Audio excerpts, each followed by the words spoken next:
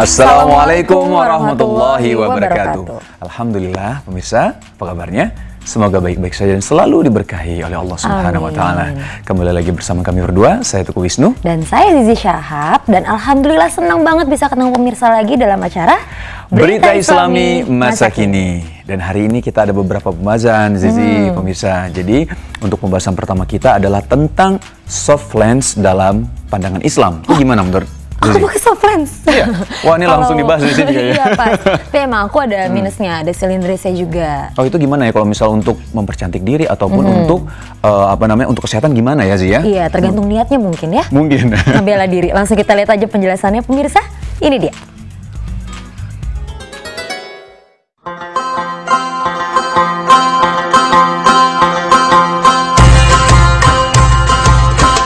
Penggunaan lensa kontak, bolehkah atau hindari?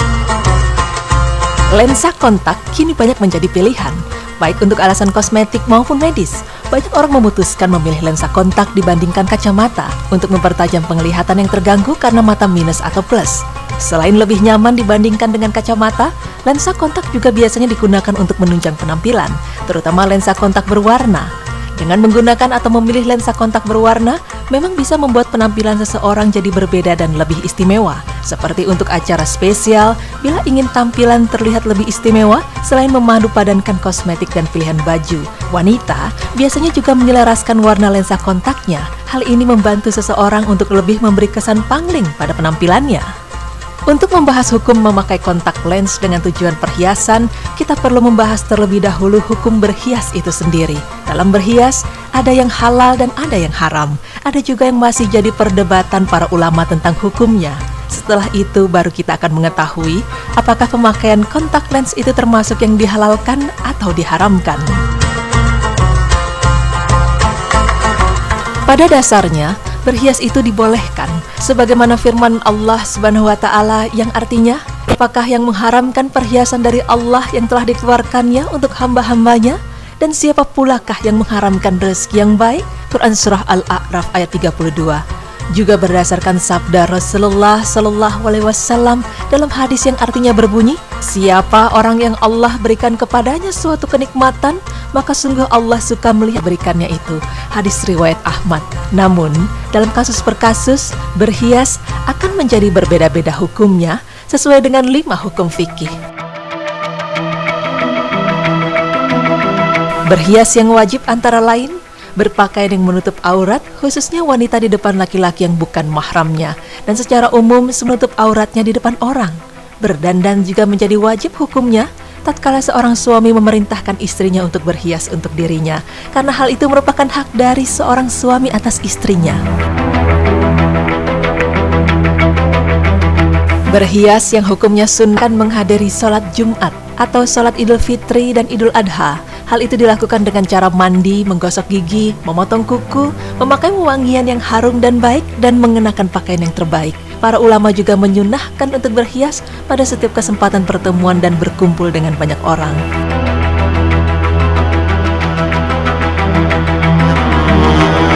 Berhias yang mubah tentu yang tidak melanggar ketentuan, serta tidak ada keharusan untuk melakukannya.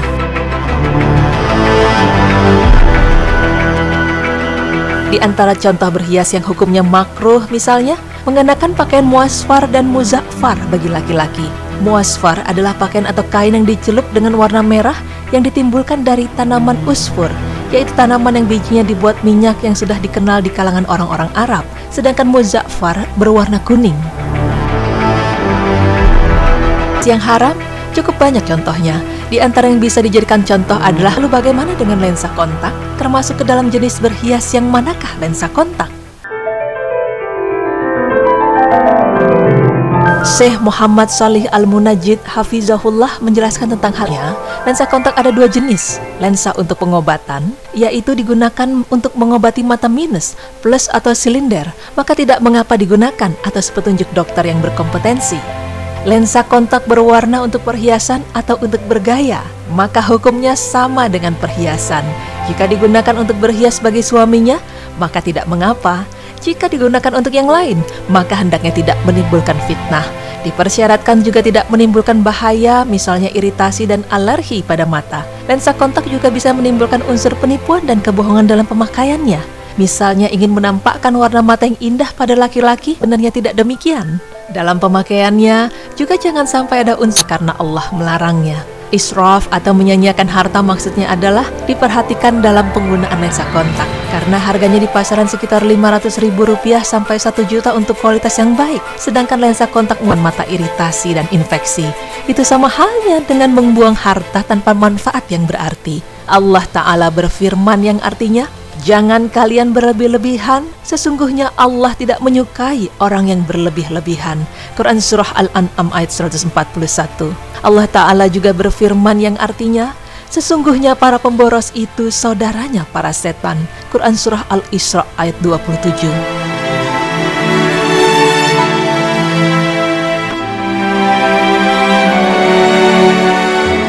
Kemudian, yang perlu diperhatikan juga jika menggunakan lensa kontak berwarna, bisa jadi kita akan termasuk mencari ketenaran atau eksistensi diri. Menggunakan lensa kontak berwarna ekstrim, misalnya merah atau biru yang tidak lazim pada orang Indonesia, jika memang akan menyebabkan atau berniat mencari perhatian, maka harus dihindari. Berdasarkan hadis Ibnu Umar yang berkata, Rasulullah SAW bersabda, barang siapa mengenakan pakaian atau libas syuhrah di dunia, niscaya Allah mengenakan pakaian kehinaan kepadanya pada hari kiamat, kemudian membakarnya dengan api neraka. Hadis riwayat Abu Daud 2172, Ibnu Majah 2278-279. Imam Asy-Syaukani rahimahullah berkata, hadis ini menunjukkan haramnya memakai pakaian untuk ketenaran atau mencari perhatian. Hadis ini tidak dikhususkan pada pakaian saja. Libas syuhrah, yaitu jika seseorang berhias dengan maksud mencari ketenaran atau popularitas di antara manusia. Ini tidak ada bedanya antara pakaian yang mahal dan pakaian yang murah, karena sebab pengharamannya adalah keinginan menjadi tenar atau populer dengan mencari perhatian orang banyak. Berkata Ibnu Atsir rahimahullah, syuhrah artinya menampakkan sesuatu, termasuk lensa kontak berwarna, dengan maksud apa yang dikenakan akan menjadi eksis di antara manusia. Maka manusia akan memfokuskan pandangan padanya, kemudian ditakutkan ia menjadi sombong dan takabur.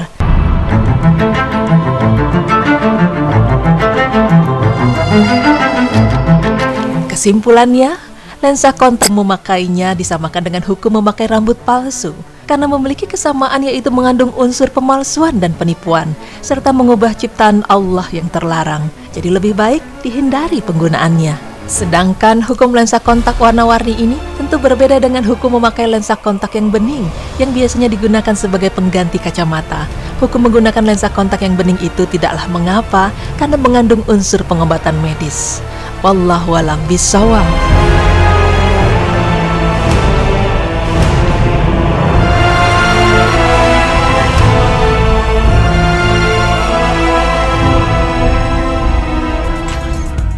Wah, penting banget nih. Dari tadi aku menyimak banget karena memang aku keseharian pakai soft lens.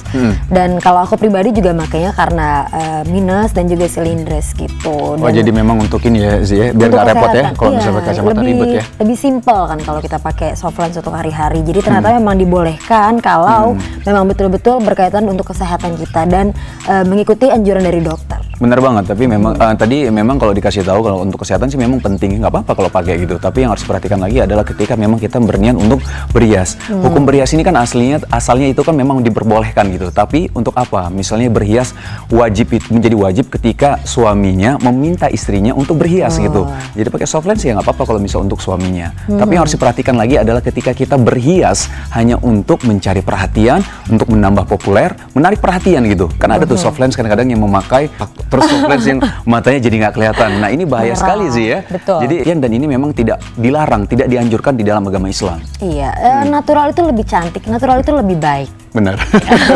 Nah setelah ini kita akan membahas tentang mayat yang ditolak. Mayat yang ditolak? Maksudnya ditolak?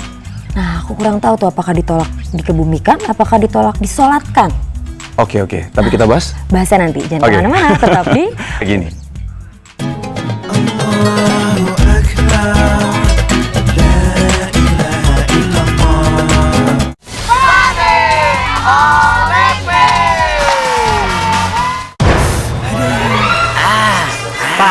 aja. Kalau es nyegerin. Yang dingin dan seger, ya es Nutrisari. Asam manisnya pas. Seger beneran. Jeruk komik. Besok kamu dengar nggak yang mayat Ya, dimutilasi? Oke. Lalu masyarakat sekitarnya menolak untuk menyolatkan jenazah tersebut. Oh iya, aku tahu berita itu. Tapi masalahnya ini timbul pertanyaan juga buat aku sebenarnya. Maksudnya kalau misal mayat, kita nggak menyolati mayat walaupun mereka katanya sih memang karena mayat tersebut telah melakukan dosa besar gitu ya. Itu sebenarnya gimana ya hukumnya ya? Aku juga bingung sih sebenarnya. Boleh nggak ya? Gitu. Pas banget nih karena kita mau bahas tentang mayat yang ditolak. Oh, mayat. Oh, maksudnya ini. Maksudnya ini disambung-sambungnya ke sini. Langsung kita lihat aja penjelasannya ya. Ini dia.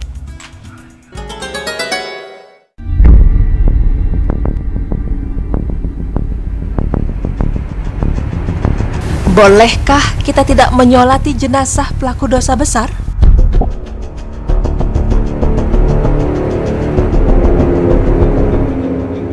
Pemirsa, beberapa waktu lalu kita digegerkan oleh penemuan mayat seorang transgender WNI yang terbunuh dan dimutilasi oleh suaminya sendiri di Australia, Brisbane. Mayat tersebut adalah Febri Andriansyah atau Mayang Prasetyo. Penemuan mayat Mayang Prasetyo bermula dari laporan penghuni apartemen lainnya yang mencium bau tak sedap dari kediaman Volke, suami Mayang. Semula bau tak sedap itu diduga berasal dari saluran pembuangan air. Sebab bau tersebut makin menyengat dan mengganggu. Warga apartemen yang terganggu oleh bau busuk kemudian melaporkan hal tersebut ke pihak berwenang. Dan hasilnya sangat mengejutkan. Tubuh Mayang terpotong-potong hingga beberapa bagian dan sudah dalam kondisi membusuk, sedang pembunuhnya sendiri sudah tewas bunuh diri. Setelah kehilangan putra tercintanya, kini permasalahan yang membuat ibunda Mayang bingung adalah warga di sekitar rumahnya menolak menyolatkan jenazah Mayang. Meski Mayang tidak melakukan tindak kriminalitas, namun perbuatan mengubah jenis kelamin sukar dimaafkan warga sekitar.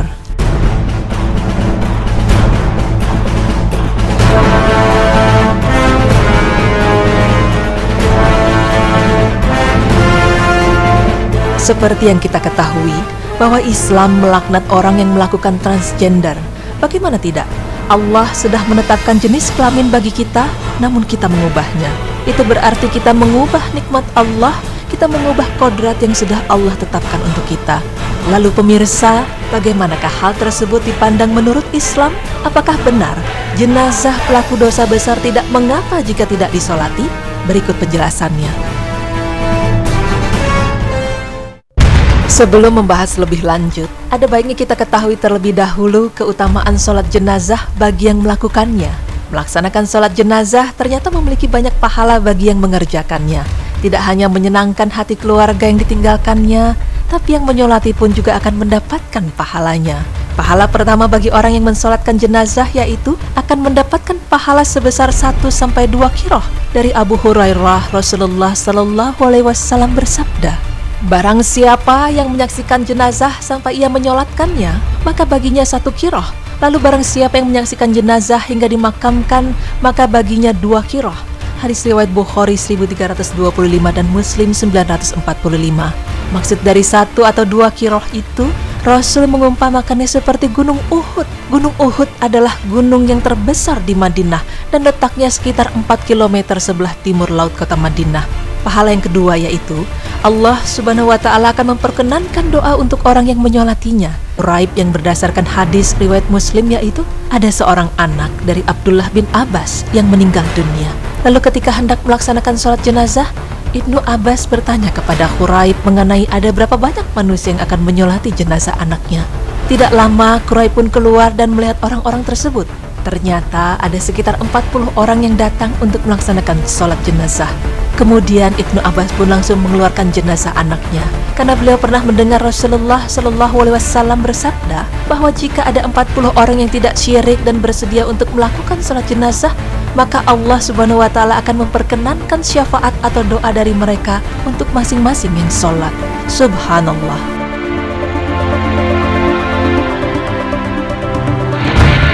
Keutamaan yang terakhir ialah terkabulnya doa-doa dari mereka yang melaksanakan sholat jenazah.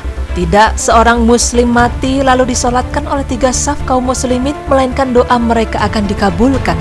Hadis riwayat Tirmizi 1028 dan Abu Daud 3166 hasa.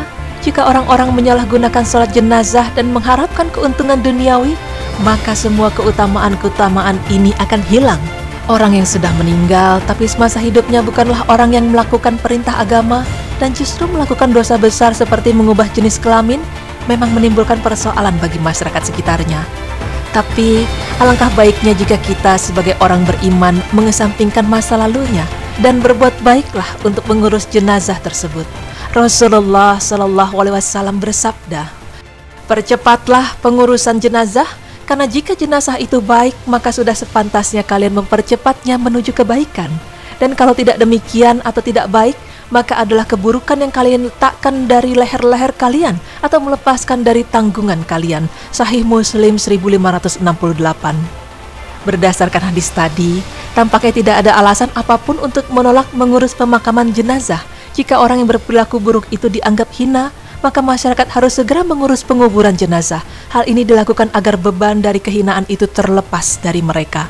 Meskipun Febri atau dosa besar, seperti mengubah kodrat lelaki menjadi perempuan, namun ia tetaplah seorang muslim, sehingga jenazahnya tetap wajib disikapi sebagaimana layaknya jenazah seorang muslim.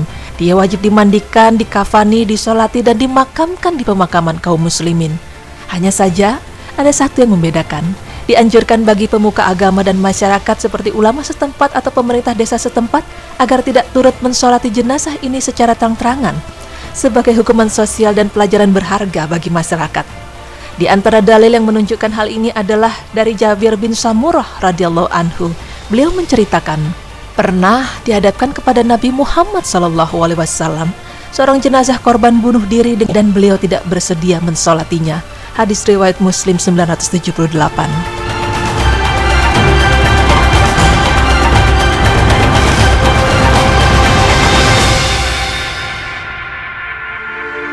An-Nawawi mengatakan, Imam Malik dan yang lainnya berpendapat bahwa hendaknya pemuka masyarakat tidak mensolati orang yang mati karena dihukum dan para pemuka agama tidak mensolati orang fasik sebagai peringatan bagi masyarakat. Syekhul Islam mengatakan, orang yang tidak mau mensolati jenazah yang mati karena korupsi, kisos, dan punya utang sebagai bentuk peringatan bagi yang lain agar tidak melakukan semacam itu adalah termasuk sikap yang baik.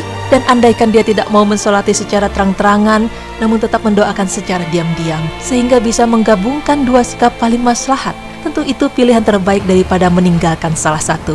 Maksudnya dengan tidak mau mensolati jenazah orang fasik secara terang-terangan adalah dalam rangka mengingatkan masyarakat terhadap bahaya perbuatan tersebut, namun tetap mendoakan secara diam-diam dalam rangka menunaikan hak sesama muslim, sehingga kita tidak ikut berdosa akan dosa jenazah tersebut. Wallahu a'lam bishawab.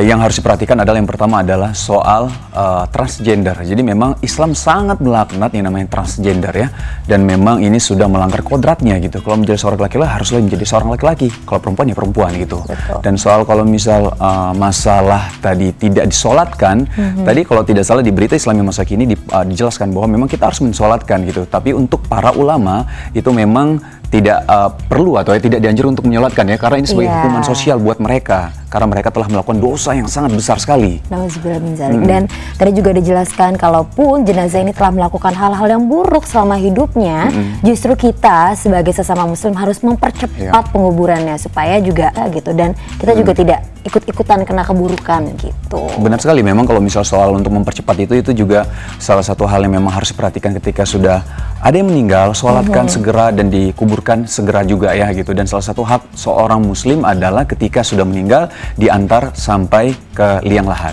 Iya, insya Allah ini jadi pembelajaran yang baru untuk kita semua ya Wisnu ya. Insya Allah. Amin. Nah setelah ini kita akan bahas tentang apa Wisnu? Membahas tentang Nabi Soleh dengan kaumnya, yaitu kaum, kalau tidak salah kaum Samud, kalau tidak salah. Tapi kita akan bahas setelah ini ya. Iya, jangan kemana-mana, tetap di break ini. Allahu Akbar.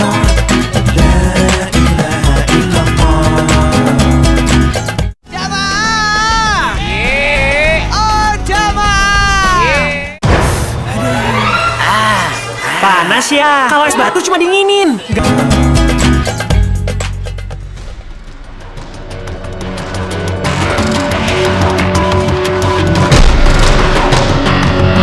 Kisah Nabi Saleh peradaban kaum Samud yang luar biasa. Sebuah cerita Islami penuh hikmah, yaitu cerita Nabi Saleh. Nabi Saleh alaihissalam merupakan putra dari Ubaid bin Jabir bin Samud. Nabi Saleh alaihissalam merupakan keturunan Nabi Nuh alaihissalam yang keenam. Samud menempati daerah yang semula ditempati oleh kaum Aad. Samud adalah nama suatu suku, dan oleh sejarah dimasukkan bagian dari bangsa Arab. Ada pula yang menggolongkan mereka ke dalam bangsa Yahudi. Mereka bertempat tinggal di suatu dataran bernama Al-Hijar yang terletak antara Hijaz dan Syam yang dahulunya termasuk jajahan dan dikuasai suku Aad. Kemakmuran dan kemewahan hidup serta kekayaan alam yang dahulu dimiliki dan dinikmati oleh kaum Aad telah diwariskan kepada kaum Samud. Tanah yang subur, binatang-binatang perahan dan lemak yang berkembang biak, kebun-kebun bunga yang indah-indah, bangunan rumah-rumah yang dipahat dari tanah di atas gunung. Semuanya itu menjadikan mereka hidup tentram, sejahtera, dan bahagia. Kaum Samud sama seperti kaum Aad yang tidak mengenal Tuhan. Tuhan mereka adalah berhala-berhala yang mereka puja. Kepadanya mereka berkurban, kepadanya mereka minta perlindungan dari segala macam musibah, kepadanya mereka mengharapkan kebaikan serta kebahagiaan. Namun Allah tidak akan membiarkan hamba-hambanya berada dalam kegelapan terus-menerus. Tanpa diutusnya Nabi untuk memberi penerangan dan memimpin mereka keluar dari jalan yang sesat. Sunnatullah ini berlaku pula kepada kaum Samud. Allah Subhanahu wa Ta'ala mengutus Nabi Saleh alaihissalam, seorang dari suku mereka sendiri, dari keluarga yang terpandang dan dihormati oleh kaumnya. Nabi Saleh alaihissalam terkenal tangkas, cerdik, pandai, rendah hati, dan ramah dalam pergaulan. Nabi Saleh berkata kepada kaumnya, "Hai kaumku, sembahlah Allah. Sekali-kali tidak ada bagimu Tuhan selain Dia. Dia telah menciptakan kamu dari bumi atau tanah dan menjadikan kamu pemakmurnya. Karena itu mohonlah ampunannya, kemudian bertobatlah kepadanya. Sesungguhnya dekat rahmatnya, lagi memperkenankan doa hambanya." Quran Surat Hud ayat 61.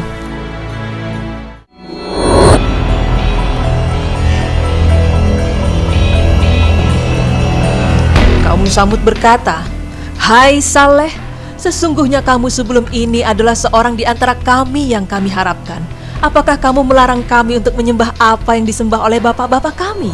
Dan sesungguhnya kami betul-betul dalam keraguan yang menggelisahkan terhadap agama yang kamu serukan kepada kami." Quran Surah Hud ayat 62. Mereka menentang Nabi Saleh alaihissalam.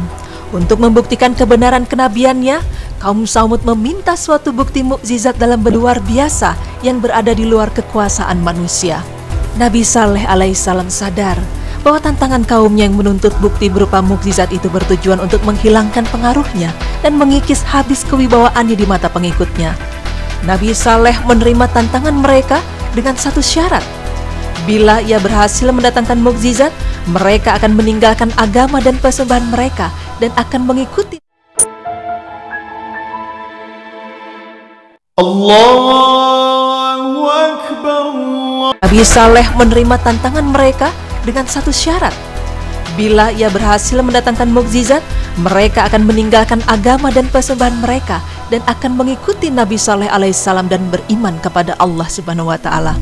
Mukjizat yang diminta kaum Samud adalah seekor unta betina dari sebuah batu besar, dengan syarat unta tersebut sedang mengandung 10 bulan dan harus ekor unta. Kemudian Nabi Saleh bergegas ke tempat sholat dan mendirikan sholat sebanyak rakaat yang beliau mampu.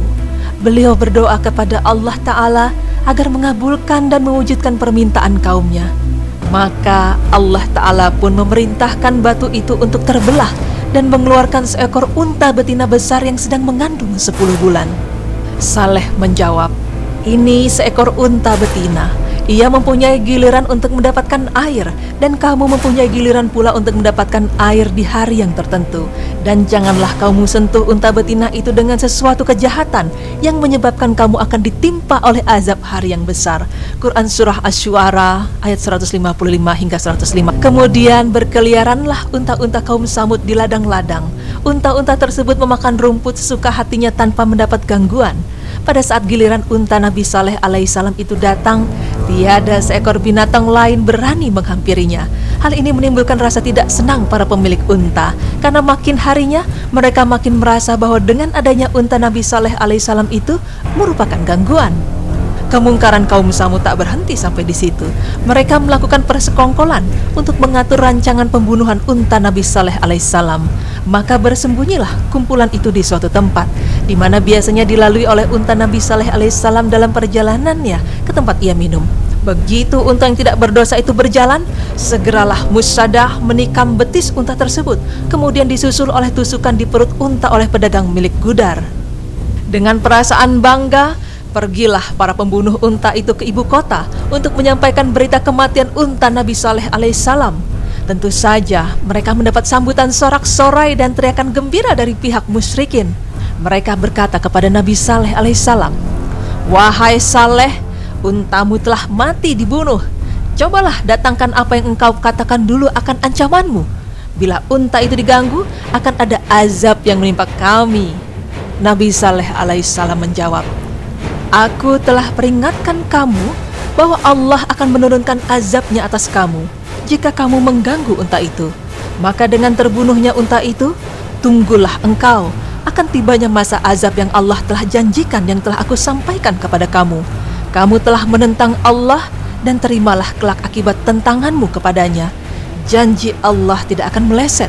Kamu boleh bersukaria dan bersenang-senang selama 3 hari ini. Kemudian terimalah ganjaranmu yang setimpal pada hari keempat.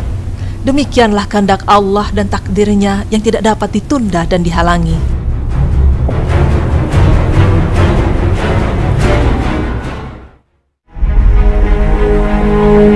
Al-Quran telah menyatakan bahwa pembunuh unta ini adalah orang yang paling celaka di kalangan kaum. Subhanahu wa ta'ala berfirman yang artinya, ketika bangkit orang yang paling celaka di antara mereka, lalu Rasulullah Saleh alaihissalam berkata kepada mereka, "Biarkanlah unta betina Allah dan minumannya."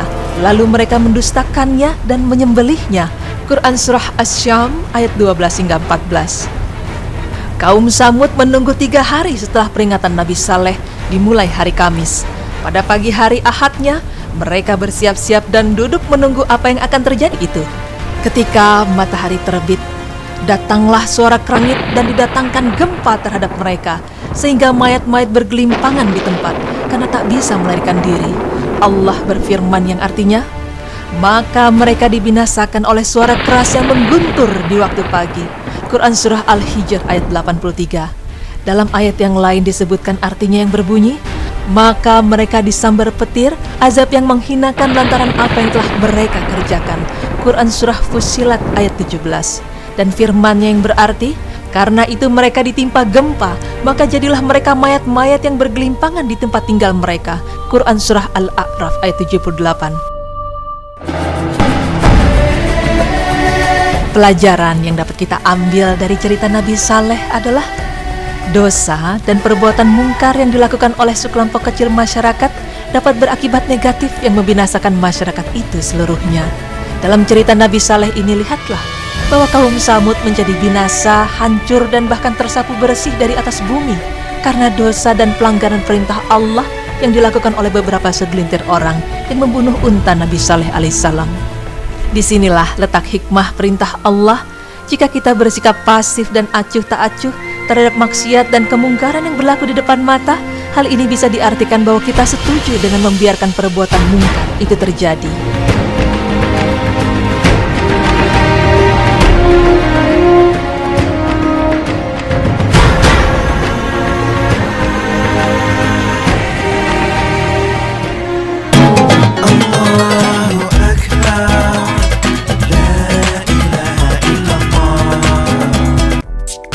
Ada berbagai tips seputar kesehatan tentunya untuk Anda dan keluarga. Alhamdulillah sudah ada beberapa berita yang kita sajikan tadi. Yang pertama kita sudah bahas tentang soft lens. Jadi diperbolehkan kalau memang benar-benar dibutuhkan, misalnya berkaitan dengan kesehatan gitu. Benar sekali. Dan kalau pembahasan yang kedua adalah tentang mayat yang ditolak untuk disolatkan. Tapi kalau untuk kita, sebaiknya kita mensolatkan jenazah saudara-saudara kita gitu ya. Betul. Tapi kalau untuk para ulama memang dianjurkan untuk tidak menyolatkan memang ya, karena ini khususnya bagi para pendosa. Dan satu lagi adalah cerita Nabi Soleh tadi ya, dengan kaumnya, kaum Tsamud. Nabi Soleh adalah nabi yang sangat cerdik, sangat pandai, sangat tangkas sekali ya, memerintahkan, menyuruh untuk kaumnya untuk menyembah Allah Subhanahu wa Ta'ala. Tapi malah sama kaumnya ditolak, malah ditantang Nabi solehnya. Betul, insya Allah kita akan ada cerita-cerita Nabi setiap harinya. Dan insya Allah besok kita ketemu lagi ya pemirsa. Jangan lupa saksikan terus Berita Islami Masa Kini hanya di Trans TV, milik kita bersama. Wassalamualaikum warahmatullahi wabarakatuh.